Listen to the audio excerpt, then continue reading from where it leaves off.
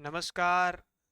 स्वागत है आप सभी का टीचिंग स्टडी कैपिटल के ऑनलाइन लर्निंग प्लेटफॉर्म पे। मैं सत्यम मिश्रा फिर से उपस्थित हूँ आपके समक्ष एक बेहतरीन टॉपिक के साथ, क्योंकि ये जो टॉपिक है कि कॉपी कैसे लिखें, इससे महत्वपूर्ण कोई टॉपिक नहीं है। मैं कह सकता हूँ पूरे एग्ज़ाम के दौरान आपके आपकी जितनी भी प्रिपरेशन होती है, आप पेपर में लिखने के लिए ही करते हैं। ऐसा नहीं कि आप केवल याद कर लिए, वहाँ कोई जाके पूछ लेगा और आंसर दिया और पास हो गए। जब तक कि आप कॉपी लिखना नहीं सीखेंगे और कॉपी कैसे लिखना है ये नहीं सीखेंगे, तब तक आप कैसे ये सीखेंगे कि हमें एग्जैक्टली कैसी कॉपी मिलेगी, कैसे भरना है, क्या भरना है। ये सवाल लगभग फर्स्ट सेमेस्टर वालों के अंदर तो 90% ये सवाल रहता है कि कॉपी कैसे भरना है, कैसे लिखना है, कैसी कॉपी होगी। थर्ड सेमेस्टर वाले तो लगभग 2 पेपर दे चुके हैं, तो उन्हें कोई समस्या नहीं होती है। फिर भी अगर उनसे कोई गलती हो जाती है तो वो भी सुधार कर सकते हैं इस वीडियो के माध्यम से।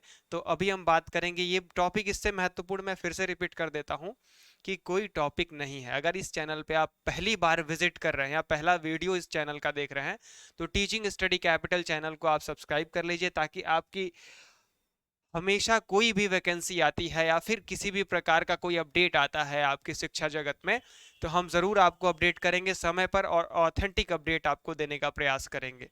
तो आप सब्सक्राइब कीजिए एंड बेल आइकन प्रेस कर लीजिए। उसके बाद हम बात करते हैं कि आज की टॉपिक हमारी जैसे है कि कॉपी कैसे लिखें। ये किसकी बात हम कर रहे हैं? DElEd first and third semester वालों की बात कर रहे हैं।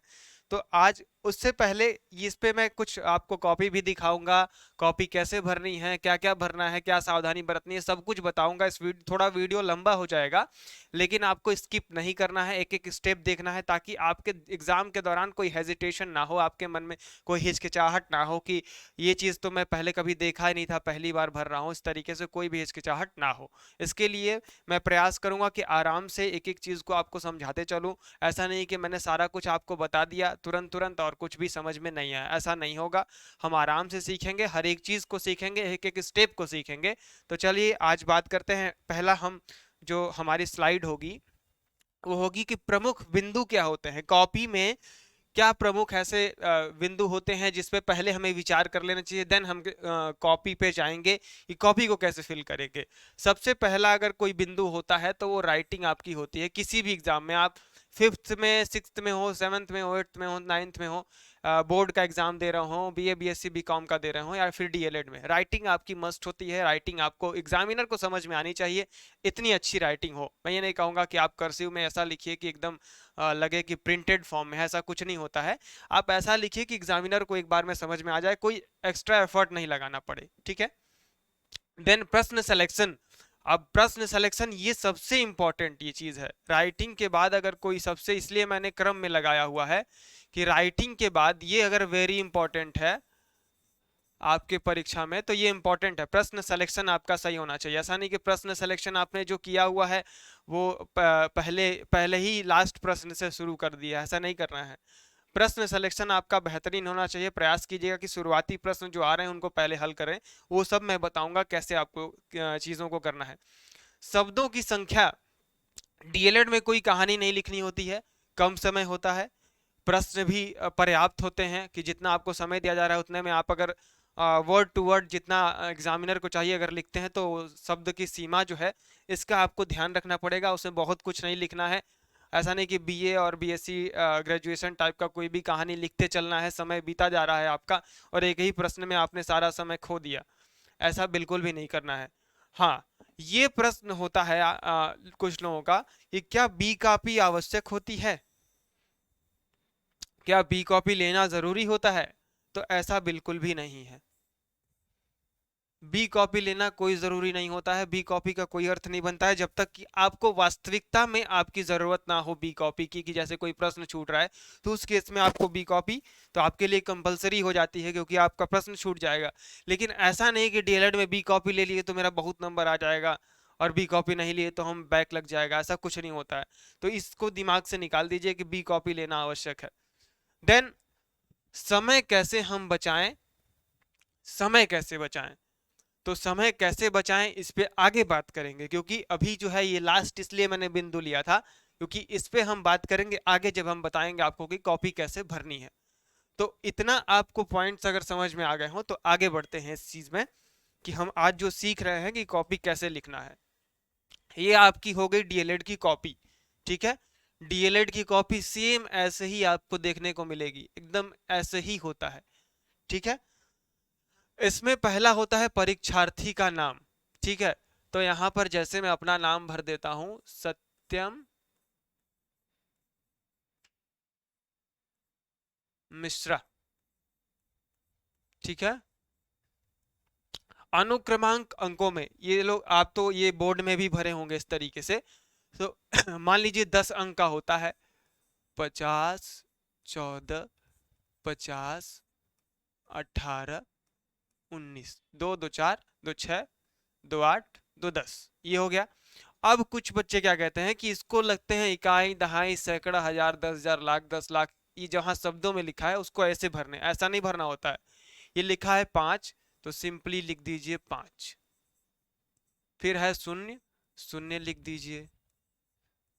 एक है तो एक लिख दीजिए, 4 लिख दीजिए, 5 लिख दीजिए, फिर शून्य है तो शून्य लिख दीजिए। ऐसे भरना होता है ये, ठीक है। कि 5 0 1 4 5 0 1 1 8 1 9, ऐसे ऐसे भरना होता है। अब बात करते हैं कि विद्यालय का नाम। ये विद्यालय का नाम और परीक्षा केंद्र का नाम, ये जरूर आप सही सही भरिएगा, ठीक है। ये तो कंपलसरी है, ये तो आपको भरना ही भरना है। विद्यालय के नाम में वो नाम भरेंगे जो जहां से आप पढ़ाई कर रहे हो, अभी जहां पे आपका एडमिशन है डीएलएड में, उस विद्यालय का नाम भरना है, ठीक है। जैसे मान लीजिए किसी के विद्यालय का नाम है राजा सिंह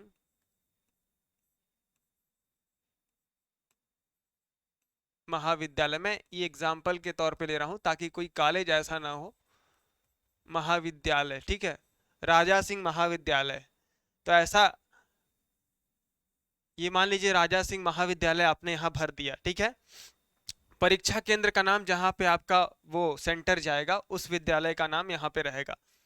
प्रश्न पत्र का विषय, प्रश्न पत्र का विषय अगर देखा जाए, जैसे मान लीजिए कि बाल विकास आपका फर्स्ट सेमेस्टर में होता है, बाल विकास,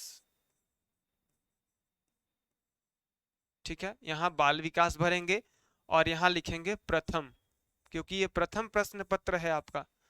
और दिनांक, जिस दिनांक में आपका पेपर होगा उस दिनांक में। यहाँ आपको कुछ नहीं करना है, ये निरीक्षक जो वहाँ पे जो भी आपके गाइड होंगे वो आपको बता देंगे कि आपने सही सही भरा है, तो यहाँ पे वो सिग्नेचर अपना करके ऐसे छोड़ देंगे। यहाँ पे आपको कुछ नहीं फील करना है, ठीक है। यहाँ तक आपको समझ में आया? मैं फिर से एक बार बता देता हूँ। परीक्षार्थी का नाम एन अनुक्रमांक अंकों में, मतलब आपको यहाँ पे आपका अंक जो भी 10 अंक होगा उसको भरना है। एंड शब्दों में, शब्द में एक एक अक्षर लिखना है, एक एक संख्या का जो होता है शब्द में लिखना है, जैसे 5, ठीक है, 4, ऐसे। विद्यालय का नाम में जहां से आप पढ़ रहे हो, परीक्षा केंद्र में जहां से आप, परीक्षा केंद्र जो है आपका, प्रश्न पत्र का विषय, जो प्रश्न पत्र का विषय होगा, देन उसका कौन सा क्रमांक है, प्रथम, द्वितीय, तृतीय, चतुर्थ, पंचम कौन सा है वो आपको भरना है। दिनांक में वो भरना है जो आपका दिनांक जो है, जिस दिनांक में आपका पेपर होगा। चलिए, यहाँ आपकी कुछ बातें लिखी होती हैं, पृष्ठ के दोनों ओर लिखिए। मतलब एक पृष्ठ ऐसा नहीं कि एक लिखे और दूसरा छोड़ दिए। स्वच्छ तथा स्पष्ट लिखिए, क्योंकि जो कुछ परीक्षक नहीं पढ़ सकेंगे उसके लिए अंक न देंगे। अभी मैंने आपको बताया ना कि आपकी राइटिंग ऐसी होनी चाहिए जो आपके परीक्षक को अच्छे से समझ में आ जाए, जो आपके एग्जामिनर को अच्छे से समझ में आ ही जाए। ऐसा नहीं कि आपने लिख दिया है फारसी में और वो समझ नहीं पा रहे हैं। अपने उत्तरों पर प्रश्नों के अनुसार क्रम संख्या लगाइए, और जब एक प्रश्न का उत्तर उसके भागों सहित समाप्त कर लीजिए, तब कुछ स्थान छोड़कर दूसरे प्रश्न का प्रारंभ कीजिए।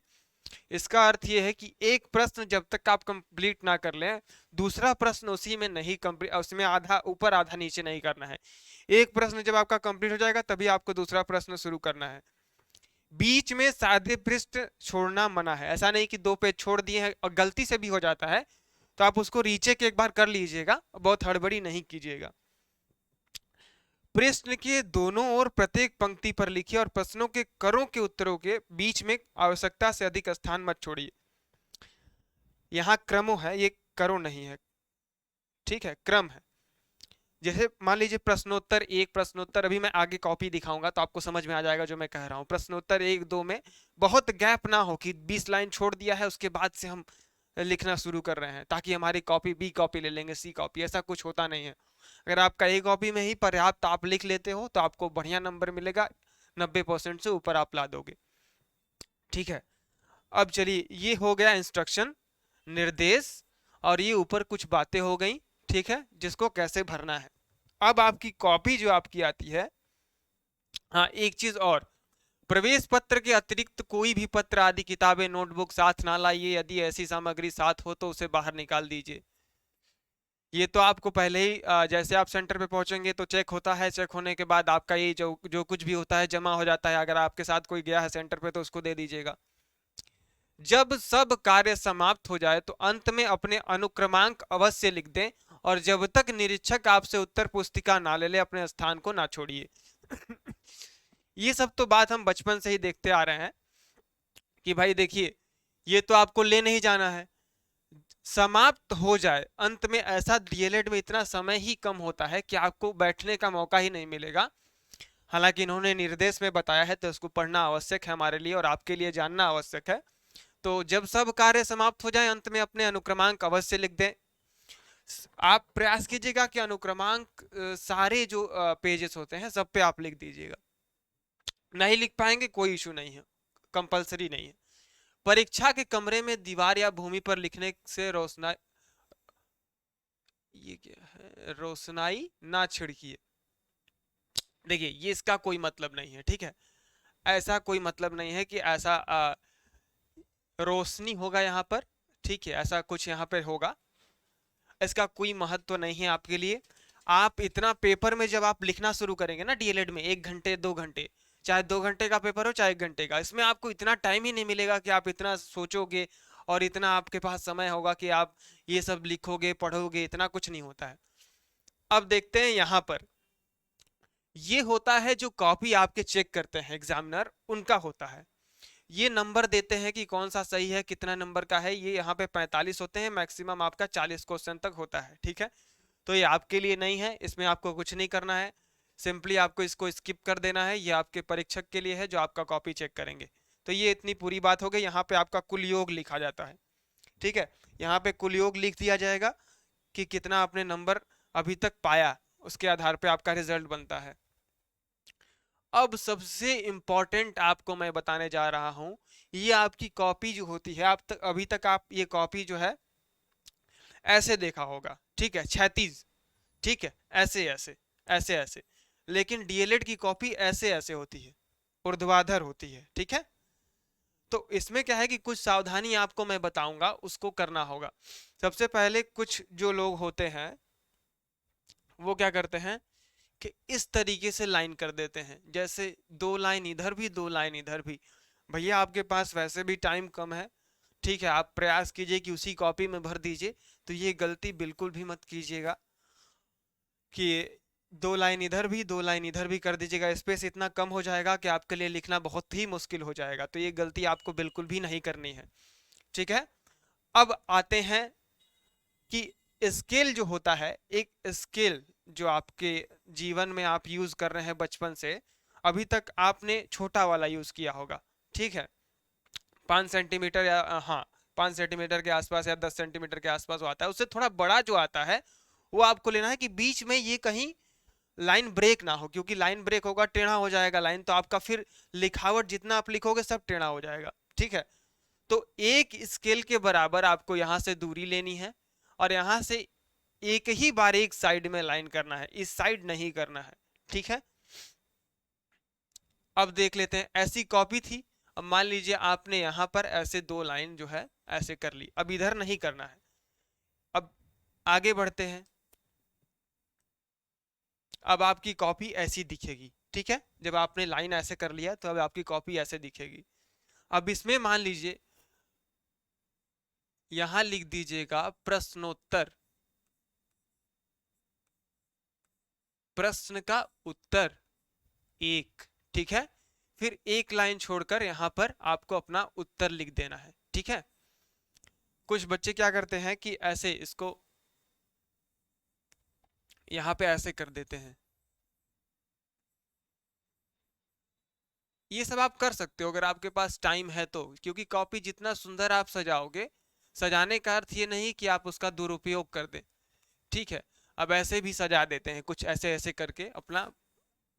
जिनके पास टाइम होता है, जिनकी स्पीड अच्छी है लिखने की, ऐसा नहीं कि आप सजा ही रहे हो कॉपी और कॉपी पूरी ब्लैंक रह गई आपकी, तो उस पर नंबर आपको नहीं मिलेगा, लिखना पड़ता है आपको। ठीक है, जैसे पीछे जो आपको बताया गया था कि एक प्रश्न से जैसे एक लाइन छोड़ा आपने, ठीक है, एक लाइन छोड़ा आपने, जैसे यहाँ पे आपने लिखा एक लाइन, इसको छोड़ दीजिए, फिर यहाँ से लिखना शुरू कीजिए।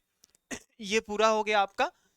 यहाँ पे यहाँ पर ये छोड़ दीजिए, फिर यहाँ से लिखना शुरू कर दीजिए प्रश्नोत्तर दो। ठीक है, प्रश्नोत्तर दो, यहाँ से ऐसा लिखना शुरू कर दीजिए।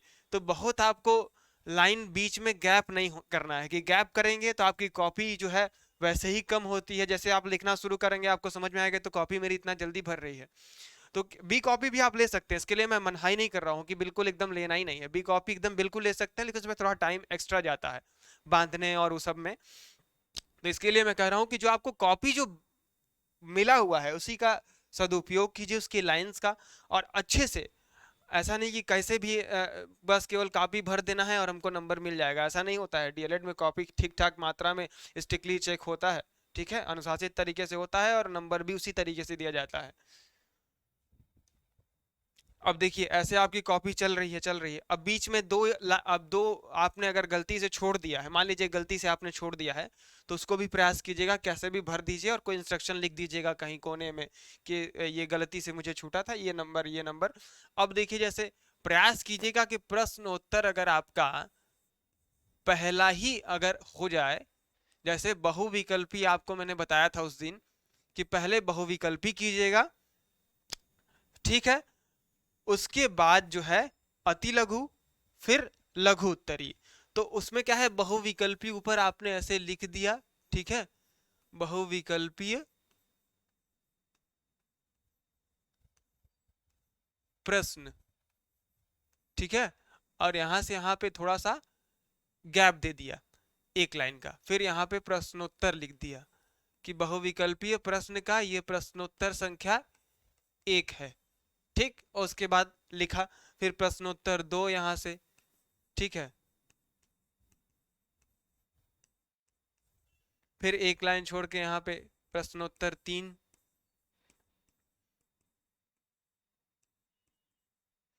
तो इस तरीके से आपका क्रम ये चलेगा, ऐसा नहीं कि आपको पूरा एकदम पहले एक लघु कर लिया फिर एक अति लघु कर लिया, ये करेंगे तो बिल्कुल मार्क्स नहीं मिलेगा, क्योंकि एग्जामिनर जब आपका कॉपी चेक करता है तो वो भी चाहता है कि वो क्रम में उसको नंबर देने में और चेक करने में आसानी हो, क्योंकि जो वहाँ पे आंसर की होती है उसी तरीके से बनी होती है कि आपकी बहुविकल्पीय का पहले होता है, फिर अति लघु का होता है, फिर लघु उत्तरीय का होता है।